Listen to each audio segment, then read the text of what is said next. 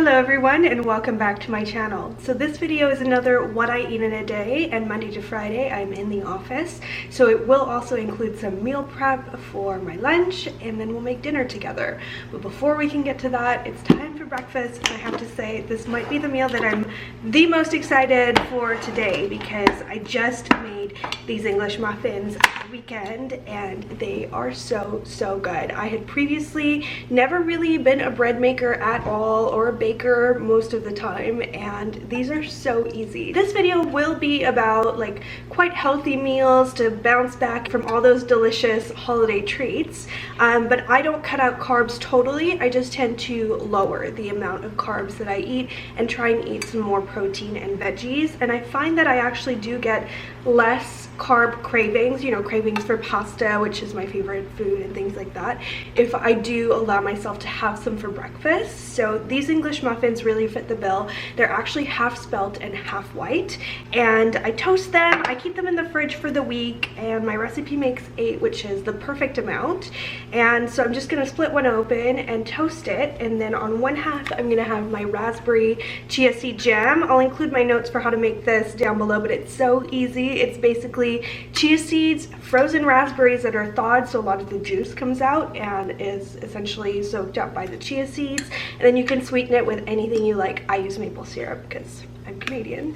And so yeah, I do 1/2 buttered with avocado. So I'm gonna cut this open, leave the pit in half for tomorrow, and then the other half will go on 1/2 of my English muffin, and then I'm gonna have the other side buttered with some of my chia seed jam. So I'm very excited about that. It's gonna be a really tasty breakfast, and then after that I'll be in the office for lunch. So I'll show you what I did at the weekend to meal prep for that. It's so nice because then Joe and I have a couple of lunches, and I can basically just feel confident that I'll have something healthy to eat without having to venture out and, you know, making the time for that and scheduling it. So that's what I do for lunch pretty much every day. I bring something in. It's usually some protein and veggies with a little bit of carbs again to keep my energy going. So today I'm doing quinoa at lunch, so whereas normally I might do like some leftover pasta or something like that, I am trying to like kind of kick things into motion for a little bit of weight loss and getting back into my fitness regime as well. So what I've been doing is, instead of doing 2 workouts,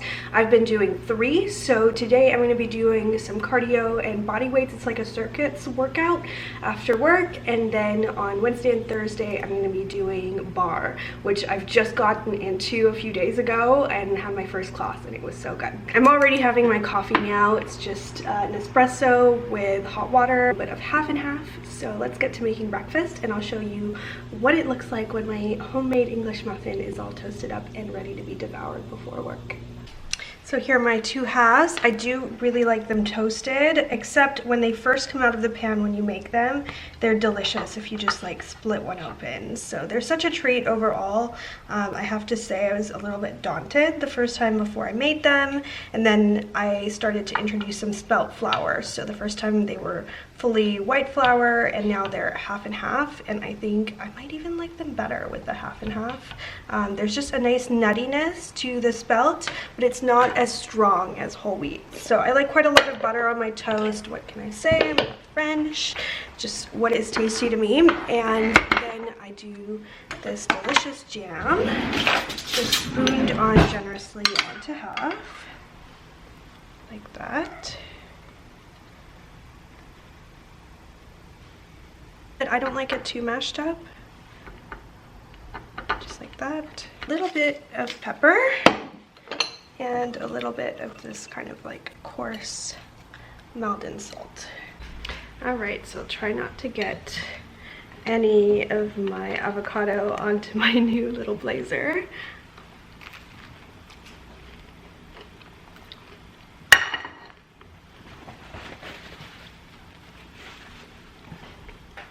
They're so fluffy, at least for the ones that we can get at the grocery store here.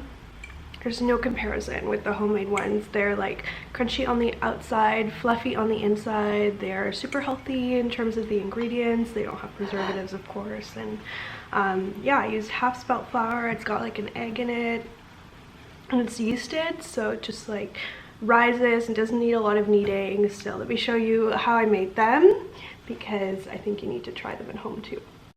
So these English muffins are a Food Wishes recipe, which I will link down below, but I wanted to show you what I do differently.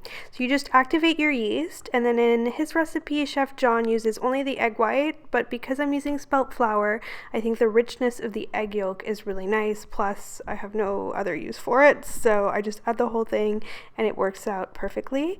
And then also to complement the flavor of the spelt flour, which is a little bit more nutty, I add a little squeeze of honey. So that little turd looking thing is maybe a teaspoon of honey or less, and then you can see the spelt flour that I'm using. I do half spelt and half white flour, and it works out so well. I think I even like the flavor of these ones better than the originals. And then you just let them rest and rise as per the instructions, and then fry them up in a pan. They really are in many ways more similar to making pancakes in terms of the process than any kind of bread. And then you just split them open with a fork, and that's the moment of truth, because you'll discover that the inside is perfectly cooked and fluffy, and you've got that crispy outside. So I often get a lot of questions about what containers I use to bring to work. The one today is nothing fancy because I'm not going to microwave it. I have a plate at work, but usually I use glass or ceramic. And then to travel to work, it is pouring rain outside, so I've got my gym stuff and my lunch in here in this little chanteau. And these are great because I've actually spilled things in them before and washed them in the washer. So far no spills with this one, but they really are so hard wearing and just perfect as a professional looking gym bag in my opinion too.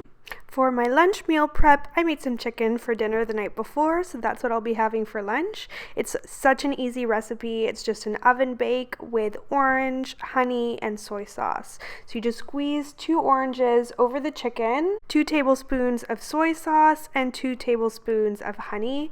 Mix it all together and then put it on a baking tray with the orange segments underneath to infuse the chicken even more, and then just bake it, and then you're ready to move on to whatever side dish you'd like to do. I had some leftover quinoa, and I don't like it plain as much as I would like to, so then I dress it up. So I'm just doing a really easy little fried rice. Pancetta is the salty, naughty meat choice I had on hand, and then I just use frozen vegetables because they're super cheap, quite flavorful, and always on hand for me. And to finish it, just crack an egg in and stir fry it together. 2 p.m. I finished my meetings for the day, and around twice a week I treat myself to a takeout coffee.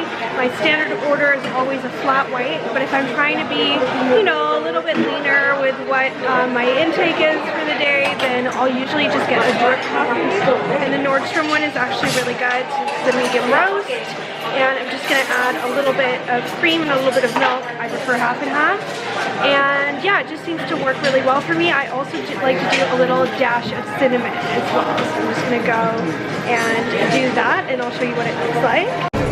Yeah, so I'm a big believer that like making slightly better choices does not need to be extreme. You can just kind of really make a lot of progress through small changes and having control of what you're eating and drinking. So this is going to be super tasty. It's going to have that like warm spice to it. And I never really exceed 2 coffees per day, and then I'll have some tea in between if I want something else. But having this coffee in the afternoon, like mid-afternoon, is ideal because I go work out around 5:30, and I find that it really helps with my energy levels and just like, I don't know, my pace in the class. I feel like it's better if I have a coffee beforehand. I know that's really like against the grain. A lot of people take like supplements instead. You know, fitness people, they take supplements or like shakes and things like that. I find, you know, for my workouts, which are pretty like, you know, not crazy, coffee and like a piece of fruit before my workout, like that's all I need to get a good workout in. So I'm gonna take a little sip. And if I'm being real, it's like, it's not as creamy as a flat white, but it's still so tasty and flavorful, and the cinnamon really helps if you have sugar cravings. I don't, I just get bored with like just the taste of plain drip coffee, but it's really tasty. If you've never tried that trick before, I highly recommend it. Hi guys, so I just made it to the gym. I'm done with work for the day. I usually try and get here about half an hour to 20 minutes early, and then I just use the time to have a snack and answer emails for Nouvelle Pearl and Nouvelle Apparel after I'm done at the office, and then my workout class starts at 5:30. On a good day, they have bananas here.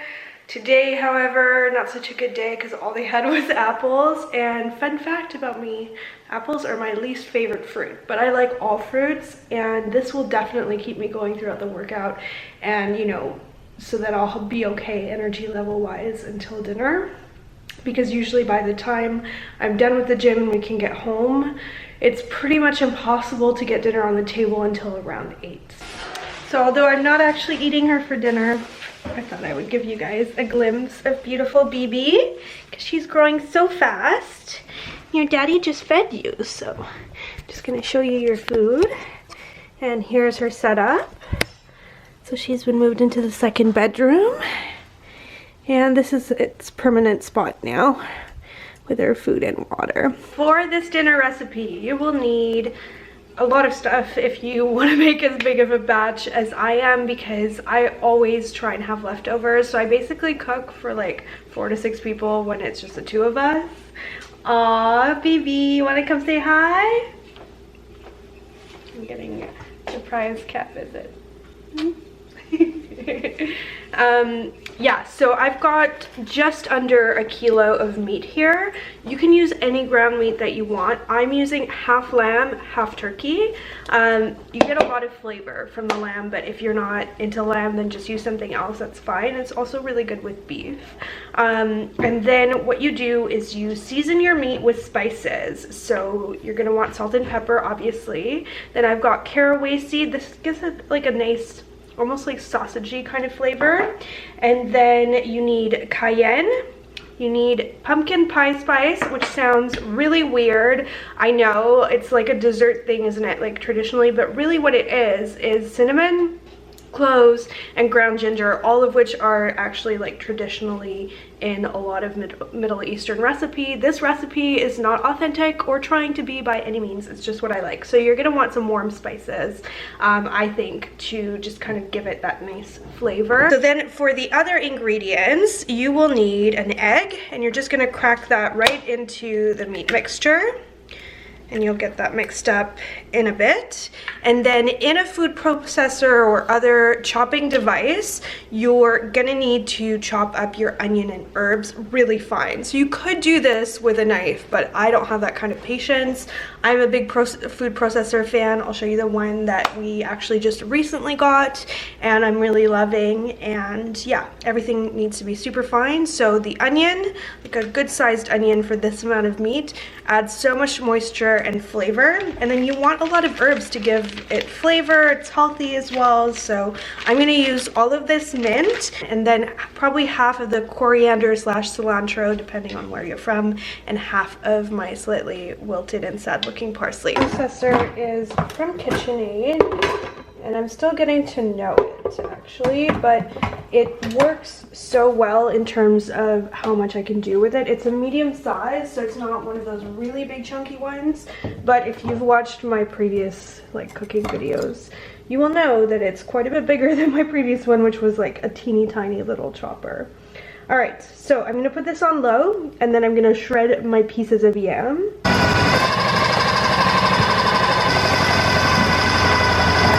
Ready for the aromatics.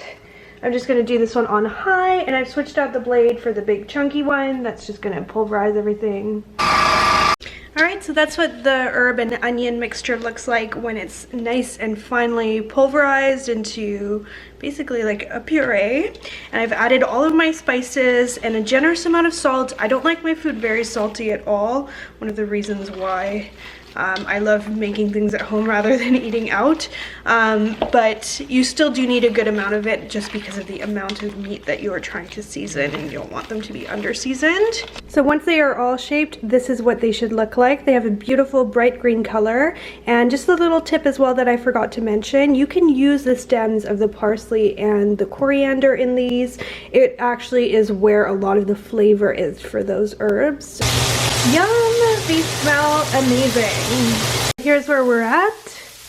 I cooked all of my sliders and just set them aside, and then in the drippings, having poured off most of the fat, I am frying up the yam hash. And you don't want to move it a ton, because then what you'll end up doing is just kind of like steaming it, but you know, kind of flip them every minute or so. And then if you feel like they're burning, like rather than cooking, what I sometimes do is I put a lid on at the end to just kind of steam them to being fully cooked. While my yams are cooking, final step, I'm just gonna make my little drizzle sauce. So I have some good quality tahini here. I think that really makes a difference. I got this from like a local specialty store, and I usually do about 2 big tablespoons of tahini.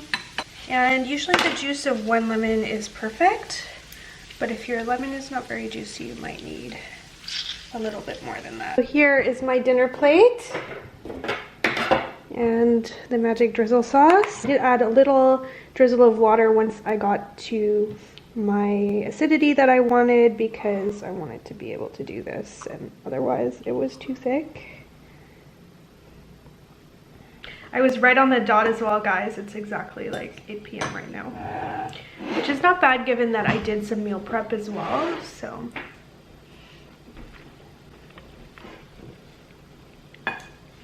it's just so flavorful. It's like a cross between an Italian meatball, because it's very moist, and something that has more like kind of warm spices and just really flavorful with that nice lemony tahini sauce. And now I'm gonna have some dessert. So we had a cookie party this weekend, and I Ziploc baggied a few extras, and then the bulk of the extras I actually brought to the office, because otherwise I'm gonna eat cookies I don't even really want.